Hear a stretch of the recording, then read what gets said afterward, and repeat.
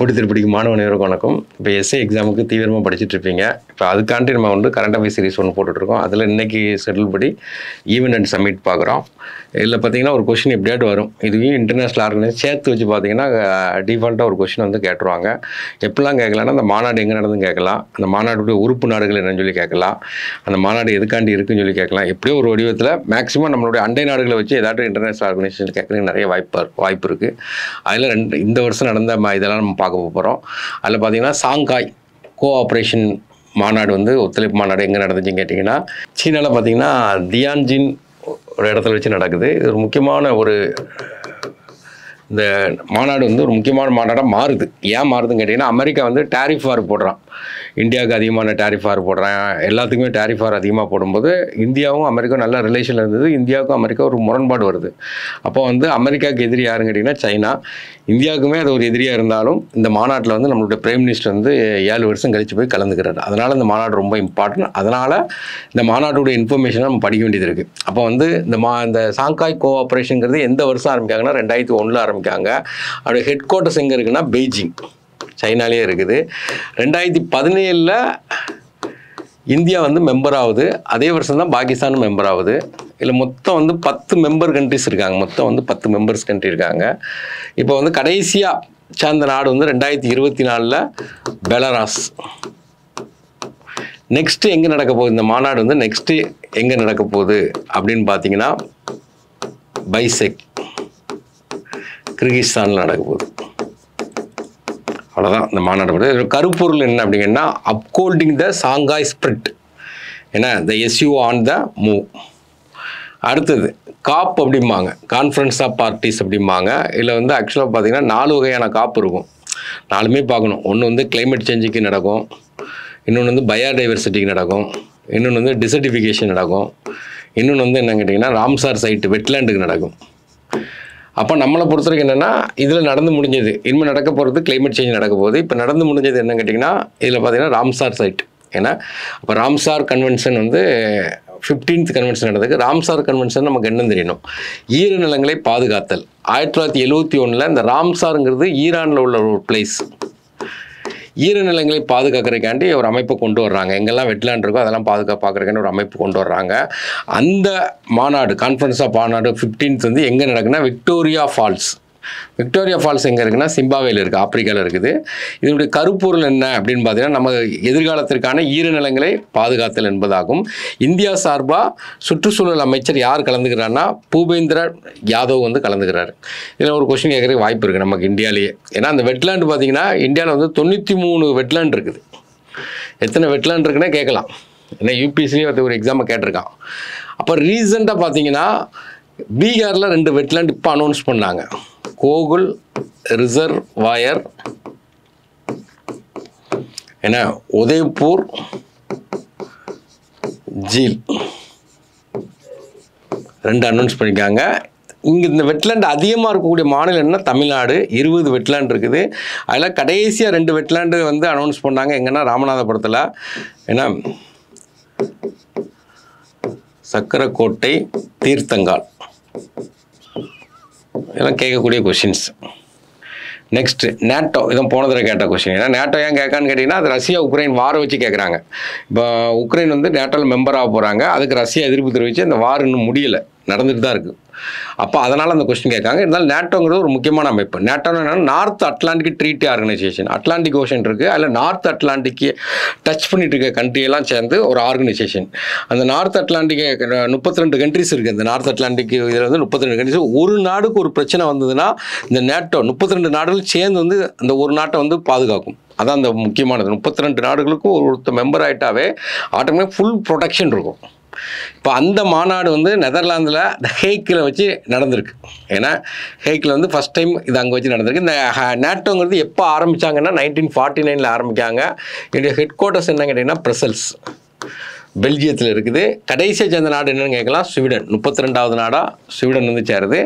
Next மாநாடு எங்கே நடக்க போகுது, துருக்கியில் வச்சு நடக்க போகுது. இதனுடைய கருப்பொருள் என்ன, கூட்டணியின் பாதுகாப்பு திறன்களையும் உக்ரைனுக்கான ஆதரவையும் வலுப்படுத்துவதாகும். இப்போ உக்ரைனுக்கு சப்போர்ட்டாக தான் நடந்திருக்கு. அடுத்தது G7 மாநாடு. டெவலப்டு கண்ட்ரிஸ் வந்து மாநாடு நடத்துவாங்க. அது வந்து G7 கண்ட்ரிஸ். இந்த மாநாடு கனடாவில் பார்த்தீங்கன்னா ஒரு 10 மாநிலம் இருக்குது. அது அல்பர்டா அப்படிங்கிற ஒரு மாநிலத்தில் கனானிஸ்கிஸ் அப்படின்னு ஒரு இடத்துல வச்சு நடக்குது. ஏன்னா இந்த மாநாடு வந்து நடக்குது. இப்போ G7 நாடு மாநாடு டெவலப்டு கண்ட்ரிஸ், அதாவது மொத்தம் 7 நாடு இருக்கும். என்னெல்லாம் வருதுன்னா ஜப்பான், USA, இட்டாலி, என்ன கனடா, இங்கிலாந்து, ஜெர்மனு, ஃப்ரான்ஸ், மொத்தம் 7 நாடுகள். அவங்களுக்குள்ள ஒரு மாநாடு தான் இப்போ எங்கே நடந்திருக்குன்னா கனடாவில் வச்சு நடந்திருக்குன்னா இதனுடைய கருப்பொருள்னா சமூகங்களை பாதுகாப்புதல், எரிசக்தி பாதுகாப்பை உருவாக்குதல், டிஜிட்டல் மாற்றத்தை விரைவுபடுத்துதல். அடுத்த G20 மாநாடு. G20 மாநாடு ஆக்சுவலாக இப்போ இதில் வந்து G21 இருக்குது. அந்த 21ங்கிறது ஆப்பிரிக்கா யூனியன் சொல்லி சேர்ந்துருக்கும். ஆனால் அந்த பேரை மாற்றலை, G21 மாநாடு மாற்றலை, G20 வச்சுருக்காங்க. இந்த மாநாடு இல்லை டெவலப்பிங் கண்ட்ரிஸும் உள்ள சேர்ந்துருக்கும். அப்போ இந்த மாநாடு எங்கே வச்சுருக்குன்னா தென்னாப்பிரிக்காவில் ஜோகன்ஸ்பர்க்கில் வச்சு நடக்குது இந்த வருஷம். இதோட கருப்பொருள் ஒற்றுமை, சமத்துவம், நிலைத்தன்மை. இல்லை 21வது G20 மாநாடு அமெரிக்காவில் உள்ள மியாமி. அடுத்த ஒரு நெக்ஸ்ட் இயர் வந்து நமக்கு எங்கே நடக்கும்னா மியாமியில் வச்சு நடக்க போகுது. இதை பார்த்து வச்சுக்கிட்டோம். இப்போ 6வது பிம்ஸ்டெக் மாநாடு, Bay of Bengal initiative multi sectoral technical and economic cooperation சொல்லிட்டு ஒரு மாநாடு. இது எப்போ ஆரம்பிக்காங்கன்னா 1997 ஆரம்பிக்காங்க. இது வந்து இதோட ஹெட் குவார்ட்டர்ஸ் என்னென்னா டாக்கா. இப்போ இதனுடைய மாநாடு எங்கே வச்சு நடக்குதுன்னா உச்சி மாநாடு தாய்லாந்தில் வச்சு நடக்குது. இதனுடைய கருப்பொருள் வந்து ப்ராஸ்பரஸ், ரிசிலியன்ட், ஓப்பன். நெக்ஸ்ட் 2 வருஷம் யார் தலைவராக வர்றாங்க கேட்டிங்கன்னா பங்களாதேஷ் வந்து தலைவராக வர்றாங்க. அடுத்து association of south east Asian nation. இதனுடைய உச்சி மாநாடு மலேசியாவில் கோலாலம்பூரில் வச்சு நடக்குது. இதனுடைய கருப்பொருள்னா இன்க்ளூசிவ் அண்ட் சஸ்டைனபிலிட்டி. ஏன்னா இது வந்து தென்கிழக்கு ஆசிய நாடுகளுக்கு இருக்கும். இதில் மொத்தம் 10 மெம்பர் கண்ட்ரிஸ் இருக்கும். இது எப்போ ஆரம்பிக்காங்கன்னா 1967 ஆரம்பிக்காங்க. இதனுடைய ஹெட் குவார்ட்டர்ஸ் என்னன்னு கேட்டிங்கன்னா ஜகர்த்தா. Next 3rd AI action summit Paris. இப்போ ஃபுல்லாக பார்த்தீங்கன்னா ஏஏ சம்மந்தமாக ஏதாட்டும் ஒரு கொஸ்டின் உங்களுக்கு எப்படியாட்டும் ரிஃப்ளெக்ட் ஆகும், கண்டிப்பாக ரிஃப்ளெக்ட் ஆகும். அப்போ இப்போ ரீசெண்டாக பார்த்தீங்கன்னா ஏஏ ஆக்ஷன் சம்மிட் 3வது ஆக்ஷன் சம்மிட்டு ஃப்ரான்ஸில் வச்சு நடக்குது, பாரிஸில் வச்சு நடக்குது. நம்மளுடைய பிரைம் மினிஸ்டர் மோடியும் பிரெஞ்சு அதிபர் இம்மானுவேல் மேக்ரோனும் கலந்துக்கிட்டாங்க. இதனுடைய கருப்பொருள் என்னன்னா பொது சேவையில் ஏஐ, வேலையின் எதிர்காலம், புதுமை மற்றும் கலாச்சாரம் மீதான நம்பிக்கை மற்றும் ஏஐயின் உலகளவிய நிர்வாகம். 2026 உச்சி மாநாடு எங்கே நடக்க போனால் இந்தியா, அதான் முக்கியமானது. நெக்ஸ்ட்டு இந்த ரைசியானா டைலாக் அப்படிம்பாங்க. ரைசியானா கில்ஸ் நம்மளுடைய பார்லிமெண்ட் இருக்குது, பிரசிடென்ட் ஹவுஸ் இருக்குது பார்த்தீங்கன்னா, அந்த ஹவுஸ் அந்த எந்த மலை மேலே அமைஞ்சிருக்குன்னா ரைசியானா மலையில் உட்காந்துருக்கும். அதனால் இந்த வெளியுறவுத்துறை அமைச்சகம் வந்து 2 அமைச்சகம் சேர்ந்து 2 நாட்டுடைய தலைவர்கள் வந்து அதில் வந்து பேசுவாங்க. அதை தான் டைலாக் அப்படிம்பாங்க. அப்போ இது வந்து எங்கே நடக்குன்னா டெல்லியில் வச்சு தான் நடக்கும். டெல்லிங்கிறது என்ன கேட்டிங்கன்னா பிரசிடென்ட் மாளிகையை தான் குறிக்குது. அதுக்கப்புறம் இதனுடைய கருப்பொருள்னா காலச்சக்கரா, பீப்புள் பீஸ் பிளானட்னு சொல்லிட்டு. இந்த உரையாடல் யாருக்கு இடையில் நடக்குது அப்படிங்கன்னா இந்தியாவுக்கும் நியூசிலாந்து பிரைம் மினிஸ்டர் கிறிஸ்டோபர் லக்சனுக்கு 2 பேரும் சேர்ந்து நடத்துகிறாங்க. இந்த உரையாடலை யார் நடத்துவோம் அப்படின்னா மினிஸ்ட்ரி ஆஃப் எக்ஸ்டர்னல் அஃபேர்ஸும் ப்ளஸ்ஸு அப்சர்வர் வாட்ச் ஃபவுண்டேஷனும் சேர்ந்து நடத்துவாங்க. ஏன்னா இது என்னென்னா geo political conference, geo political conference. Next wave summit. இந்த வேவ்ஸே ஃபுல் ஃபார்ம் கேட்கலாம். ஏன்னா the world audio visual and entertainment summit இது எங்கே வச்சு நடக்குன்னா மும்பையில் வச்சு நடக்குது. மும்பையில் வச்சு இது கருப்பொருள்னா கனெக்டிங் கிரியேட்டர், கனெக்டிங் கண்ட்ரிஸ், அதாவது ஆரஞ்சு எக்கனாமி அப்படிம்பாங்க. அதான் ஆரஞ்சு எக்கனாமின்னா என்ன கேட்டிங்கன்னா புதுசாக கண்டுபிடிக்கிறவங்களுக்கு, கண்டென்ட் கிரியேட் பண்ணுறவங்க தான் இது. அந்த மாநாடு தான் வேவ்ஸ் மாநாடுங்காங்க. இந்த மாநாடு ஏன்னா இதில் வந்து ஓடிடி ஒரு தளம் ஒன்று ஓப்பன் பண்ணியிருக்காங்க. அந்த ஓடிடி தளத்துக்கு பேரும் என்ன வச்சுருக்காங்கன்னா வேவ்ஸ் சொல்லி தான் பேர் வச்சுருக்காங்க. நெக்ஸ்ட்டு பிரிக்ஸை பற்றி கண்டிப்பாக பார்த்து வச்சுருங்க, ஒரு கொஸ்டின் கேட்பாங்க. பிரிக்ஸுங்கிறது அதில் பார்த்தீங்கன்னா 2025 மாநாடு எங்கே நடக்குன்னா பிரேசிலில் ரியோ டி ஜெனீரோவில் நடக்குது. அடுத்தாப்பில் இது ஆக்சுவலாக பார்த்தீங்கன்னா 2006 இந்த பிரிக்ஸுங்கிறது அமைச்சிருப்பாங்க. முதல் மாநாடு 2009 நடக்கும். எங்கே நடக்கும்னு கேட்டிங்கன்னா கிடின்பர்க் ரஷ்யாவில் வச்சு நடக்கும். ஏன்னா தென்னாப்பிரிக்கா வந்து 2010 சொல்லி 2011 வந்து இணைவாங்க. இப்போ இந்த இதில் பிரிக்ஸுங்கிற இடத்துல பார்க்கும்போது பிரிக்குன்னு தான் இருக்கும். பிரேசில், ரஷ்யா, இந்தியா, சைனா, அப்புறம் சவுத் ஆப்பிரிக்கா பிரிக்ஸு. இப்போ அது போக எக்ஸ்ட்ரா கொஞ்சம் நாடு வந்திருக்கு. ICU அப்படின்னு சொல்லி ஞாபகம் வச்சுட்டு ஐக்கு மட்டும் நீங்கள் என்ன பண்ணுங்க கேட்டிங்கன்னா ஸ்கொயர் போட்டணும். Indonesia, Iran, Saudi Arabia, Ethiopia, Egypt, அடுத்து UAE. அப்போ வந்து மொத்தம் இப்போ 11 நாடுகள் இருக்குது. பிரிக்ஸ் வங்கியும் பார்த்து வச்சுக்கணும். ஏன்னா பிரிக்ஸ் வந்து நியூ டெவலப்மெண்ட் பேங்க்னு ஒரு பேங்க் ஆரம்பிச்சிருக்காங்க. இதனுடைய கருப்பொருள்னா strengthening global south cooperation for a more inclusive and sustainable. இந்த பிரிக்ஸுங்கிறது அகெயின்ஸ்ட் வந்து USA. அதனால் அந்த US வந்து என்ன பண்ணுறாங்கன்னா அதிகமான டேரிஃப் வந்து இந்த கண்ட்ரிஸ் தான் போடுறாங்க. அப்புறம் இந்தியன் ஓஷன் கான்ஃபரன்ஸ். இது எங்கே வச்சு நடக்குன்னா ஓமனில் மஸ்கட்டில் வச்சு நடக்குது. இதனுடைய கருப்பொருள் வந்து கடல்சார் கூட்டாண்மையின் புதிய எல்லைகளை நோக்கிய பயணம். அடுத்து UN ஓஷன் கான்ஃபரன்ஸ். இது எங்கே நடக்குன்னா ஃப்ரான்ஸில் வச்சு நடக்குது. UN ஓஷன் கான்ஃபரன்ஸ் இது வந்து ஃப்ரான்ஸில் நீஸ் அப்படின்னு ஒரு சிட்டியில் வச்சு நடக்குது. ஏன்னா இது கோஸ்டாரிக்காவுடன் இணைந்து நடத்தப்பட்டது. இது கடல் வளங்களை பாதுகாத்தல். இதில் முக்கியமாக என்னன்னா அந்த ஹைசி ட்ரீட்டி பற்றி பேசியிருப்பாங்க. ஹைசி ட்ரீட்டினா என்ன அப்படின்னு கேட்டிங்கன்னா ஒரு இந்தியா இருக்குன்னா இந்தியாவிலேருந்து 12 நாட்டிக்கல் மைல் வரை பார்த்தீங்கன்னா அது வந்து கடல் எல்லை, டெரிட்டோரியல் லிமிட். 200 நாட்டிக்கல் மைல் வரை பார்த்தீங்கன்னா எக்ஸ்க்ளூசிவ் எக்கனாமிக் ஜோன். ஏன்னா அது வந்து ஒரு நாட்டிக்கல் மைல்னா என்ன கேட்டால் 1.852 கிலோமீட்டர். அப்போ அந்த 200 நாட்டிக்கல் மைலை தாண்டி இருக்கக்கூடிய கடல் இருக்கும் பார்த்தீங்களா, அந்த இதுதான் ஹைசி ட்ரீட்டி. அதை நான் பார்த்து வச்சுட்டுங்க. கரண்ட் அஃபேர்ஸில் அது முக்கியமாக அந்த வார்த்தை வந்து அடிபட்டுகிட்டே இருக்குது. அடுத்தது வேர்ல்டு ஹைட்ரஜன் சமிட். இது எங்கே நடக்குன்னா நெதர்லாந்தில் ரோட்டர்டாமில் வச்சு நடக்குது. இந்த கருப்பொருள் என்ன கேட்டிங்கன்னா நிதி முதலீட்டு முடிவுகளின் திட வடிவத்துடன் சவால்களை வழிநடத்துதல். அந்த ஹைட்ரஜன் எரிசக்தி துறையில் உள்ள சவால்கள் வாய்ப்புகளை பற்றி பேசுனது தான் அந்த மாநாடு. அடுத்தது பார்த்திங்கன்னா இது முக்கியமான மாநாடு. இது கேட்பாங்க. அதாவது 16th ஏன்னா பயோடைவர்சிட்டி கான்ஃபரன்ஸ். இந்த கான்ஃபரன்ஸ் ஆஃப் பார்ட்டிஸு இது எங்கே வச்சு நடந்துன்னு கேட்பாங்க. கொலம்பியாவில் காலி நடக்குது. இதில் வந்து கருப்பொருள்னா பீஸ் வித் நேச்சர், பயோடைவர்சிட்டியை பாதுகாக்கிறது. அப்போ நெக்ஸ்ட் மாநாடு எங்கே நடக்க போகுதுன்னு கேட்டிங்கன்னா எரிவான், அர்மேனியா. நெக்ஸ்ட் மாநாடு 2026 இங்கே நடக்க போகுது. இதெல்லாம் கொஸ்டின் கேட்குற ஏரியா. அடுத்த 5th Asian India youth submit. ஏன்னா இது எங்கன்னா கோவாவில் வச்சு நடக்குது. Connecting the youth, chafing the future, அவ்வளோதான்.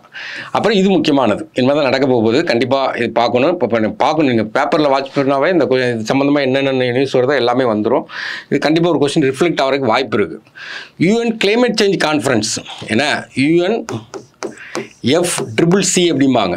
இதில் வந்து COP30 கான்ஃபரன்ஸாக பற்றி 30வது மாநாடு இப்போ நடக்க போகுது. ஏன்னா எங்கே வச்சு நடக்க போகுதுன்னா பிரேசிலில் பெலம்னு ஒரு இடத்துல வச்சு நடக்க போகுது. இது வந்து பருவநிலை மாற்றத்தை எதிர்கொள்வது. ஏன்னா இப்போ ரீசெண்டாக பார்த்தீங்கன்னா அமெரிக்கா பிரசிடென்ட் என்ன பண்ணுறாங்கன்னா பருவநிலை மாற்றம்லாம் ஒன்றுமே கிடையாது அப்படிங்கிற மாதிரி பேசிகிட்டு இருக்காரு. இப்போ கூட லாஸ்ட்டாக பார்த்தீங்கன்னா நியூயார்க்கில் பார்த்தீங்கன்னா மாநாடு நடந்திருக்கும். யுனைடெட் நேஷன் மாநாடு நடந்திருக்கும். அங்கேயே அதை பற்றி தான் பேசியிருக்காரு. அப்போ நமக்கு வந்து அந்த பருவநிலை மாற்றங்கிறது இந்த மாநாடு ஒரு முக்கியத்துவம் பெறுது. அப்போ இந்த மாநாடை பொறுத்த வரைக்கும் நமக்கு என்ன கேட்டால் நல்லா டீட்டெயிலாக தெரிஞ்சுக்கிடணும் பருவநிலை மாநாடு. அதில் முக்கியமாக தெரிஞ்சுக்கிறது நீங்கள் என்ன பண்ணணும் கேட்டிங்கன்னா இந்த கியோட்டோ மான்ட்ரியல் புரோட்டோக்கால் அப்படிம்பாங்க. இதெல்லாம் நீங்கள் வந்து பேப்பரில் வரும், நீங்கள் படிச்சுக்கணும். Montreal protocol. இந்த மான்ட்ரியல்ங்கிறது கனடாவில் ஒரு சிட்டி. 1987 இது ஆரம்பிக்காங்க. இதுக்குன்னா நமக்கு வந்து ஓசோன் டிப்ளேஷனை பற்றி பேசுகிறக்காண்டி ஆரம்பிச்சிருப்பாங்க. அடுத்து கியோட்டோ புரோட்டோக்கால்பாங்க. கியோட்டோ பேரை பார்த்தாவே ஜப்பான் 97. இது வந்து குளோபல் வார்மிங்கை பற்றி பேசுகிறதுக்கு ஆரம்பிச்சிருப்பாங்க. அப்புறம் பார்த்தீங்கன்னா இப்போ ரீசெண்டாக வரக்கூடிய பாரிஸ் மாநாடு COP21 COP21 மாநாட்டில் பாரிஸ் மாநாடு நடந்திருக்கும். இந்த மாநாடு தான் ரொம்ப இம்பார்ட்டன்ட். பூமியிலேருந்து டெம்பரேச்சர் கூடுது பார்த்தீங்களா, அதை 1.5 டிகிரி செல்சியஸில் நிலைநிறுத்தணும்னு சொல்லிட்டு இந்த மாநாட்டில் தான் எந்த மாநாடு நடந்தாலும் இந்த மாநாடை பேஸாக வச்சு தான் அந்த மாநாடே நடக்கும். அதனால் இந்த மாநாடு நல்லா தெரிஞ்சுக்கணும். இப்போ நம்மளுடைய பிரைம் மினிஸ்டர் COP26 கிளாஸ்கோங்கிறது இங்கிலாண்டில் நம்ம கிளாஸ்கோ சிட்டியில் வச்சு நடக்கும். 2021 நம்மளுடைய பிரைம் மினிஸ்டர் வந்து பஞ்சாமிர்த டார்கெட்னு ஒரு 5 டார்கெட் வச்சுருப்பாங்க. அதை நோக்கி தான் செயல்பட்டு இருக்காங்க. அப்போ அதையுமே கொஸ்டினாக கேட்பாங்க. இது எல்லாமே பார்க்கணும். அதில் ஒன்று பார்த்தீங்கன்னா நெட் ஜீரோ, நம்ம கார்பன் எமிஷன் நெட் ஜீரோ வந்து 2070 அடையணும்னு சொல்லி வச்சுருப்பாங்க. அப்புறம் பார்த்தீங்கன்னா 500 ஜெகாவாட் நான் ஃபாசில் எனர்ஜியை வந்து யூஸ் பண்ணணும்பாங்க. அடுத்தது 50% ரினியூவபிள் எனர்ஜியை கொண்டு வரணும்பாங்க. அப்புறம் கார்பன் எமிஷன் 1 billion டன். அடுத்து reduce carbon intensity 45%. இதெல்லாம் 2030க்குள்ளே அடையணும்னு சொல்லி ஒரு டார்கெட் வச்சுருப்பாங்க. இது கண்டிப்பாக கேட்பாங்க. இதை வச்சு தான் நம்ம பட்ஜெட்டில் ஒரு ஸ்கீம் ஒன்று அனௌன்ஸ் பண்ணாங்க. அதுவுமே நமக்கு கேட்குறதுக்கு வாய்ப்பு இருக்குது. சோலாரில் பார்க்கலாம். நெக்ஸ்ட்டு இந்த அடுத்து வந்திருக்கு பாருங்கள் பட்ஜெட்டில். அதாவது இன்டர்நேஷ்னல், அதாவது சர்வதேச சூரிய சக்தி கூட்டணி. இது எப்போ ஆரம்பிக்காங்கன்னா 2015 ஆரம்பிக்காங்க. ஏன்னா ஆரம்பித்தது பார்த்தீங்கன்னா இந்தியாவும் ஃப்ரான்ஸும் சேர்ந்து ஆரம்பிப்பாங்க. இதனுடைய ஹெட் குவார்ட்டர்ஸ் என்ன, குருகிராம் ஹரியானாவில் இருக்குது. இந்தியாவில் உள்ள ஹெட் குவார்ட்டர்ஸ் முக்கியமானது. மற்ற இந்த என்விரான்மெண்ட் சம்மந்தமான ஹெட் குவார்ட்டர்ஸ் எல்லாமே வெளிநாட்டில் தான் இருக்கும். இது இந்தியாவில் இருக்கக்கூடிய ஹெட் குவார்ட்டர்ஸ். இப்போ இதனுடைய மாநாடு இப்போ டெல்லியில் வச்சு நடந்துச்சு. இதனுடைய கருப்பொருள் என்ன கேட்டிங்கன்னா, 1 sun 1 vision 1 share commitment to solar energy. இந்த சோலார் எனர்ஜி இது பண்ணுறதுக்கு தான் இந்த பட்ஜெட்டில் அது கேட்பாங்க. என்ன, பிரைம் மினிஸ்டர் சூரிய கர் முக்தி பிஜில் யோஜனா. யோஜனானா திட்டம். எல்லா இடத்துலையும் ரூப் டாப், வீட்டிலலாம் ரூப் டாப் வச்சு சோலார் எனர்ஜியை உற்பத்தி பண்ணணும்னு சொல்கிறாங்க. அந்த ஸ்கீம் தான் இந்த ஸ்கீம். எதுக்காண்டி கொண்டு வராங்கன்னா இந்த டார்கெட் அடையிறதுக்கு தான். நம்மளுடைய கிளாஸ்கோ மாநாட்டுடைய டார்கெட் அடையிறதுக்கு தான். அடுத்து ஆசிய பசிபிக் பொருளாதார ஒத்துழைப்பு மாநாடு தான் நடக்க போகுது. இப்போ எங்கே நடக்க போகுதுன்னா தென்கொரியாவில் கியாங்ஜியூ. ஏன்னா இதனுடைய கருப்பொருள் என்ன, பில்டிங் ஏ sustainable tomorrow connect innovate prosper. இது எப்போ ஆரம்பிக்காங்கன்னா 1989 ஆரம்பிக்காங்க. மொத்தம் 21 மெம்பர் இருக்காங்க. ஹெட் குவார்ட்டர்ஸ் எங்கே இருக்குன்னு கேட்டிங்கன்னா சிங்கப்பூரில் இருக்குது. 24th world sustainable development submit 2025 டெல்லியில் நடைபெற்றது. கருப்பொருள் என்ன, நிலையான வளர்ச்சி மற்றும் காலநிலை தீர்வுகளை விரைவுபடுத்துவான கூட்டாண்மை. அடுத்தது பாருங்கள், 7th ICDRI summit, international conference on disaster resilient infrastructure மாநாடு. இப்போ வந்து எங்கே நடக்குது அப்படின்னு பார்த்தீங்கன்னா பிரான்ஸில் நைஸுங்கிற ஒரு இடத்துல வச்சு நடக்குது. இந்த டிசாஸ்டர் சம்மந்தமாக ஏதாவது கேள்வி கேட்குறதுக்கு இருக்கலாம். டிசாஸ்டர் நிறைய நடந்துகிட்டே இருக்குது. அந்த டிசாஸ்டர் மாநாடுக்கு பார்த்தீங்கன்னா மெயினாக கவனிக்க வேண்டிய என்னன்னு கேட்டிங்கன்னா செண்டாய் ஃப்ரேம்வொர்க் அப்படிம்பாங்க.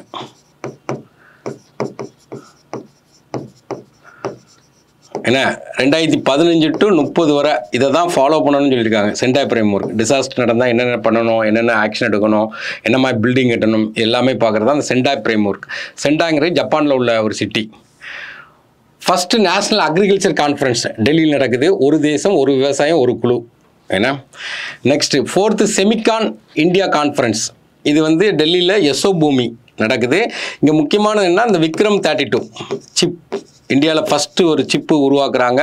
இது என்ன, விக்ரம் சாராபாய் இன்ஸ்டியூட் இருக்குது பார்த்தீங்களா திருவனந்தபுரத்தில், அவங்களும் பிறகு சண்டிகாரில் உள்ள லேப், ஏன்னா இந்த ஐஎஸ்ஆருடைய லேப் 2 பேரும் சேர்ந்து ஆரம்பிக்கிறாங்க. இது கருப்பொருள் என்னங்கன்னா அடுத்த குறைக்கடத்தி சக்தி நிலையத்தை உருவாக்குதல். இது ஒரு முக்கியமான, இதுவும் கொஸ்டின் கேட்கலாம்.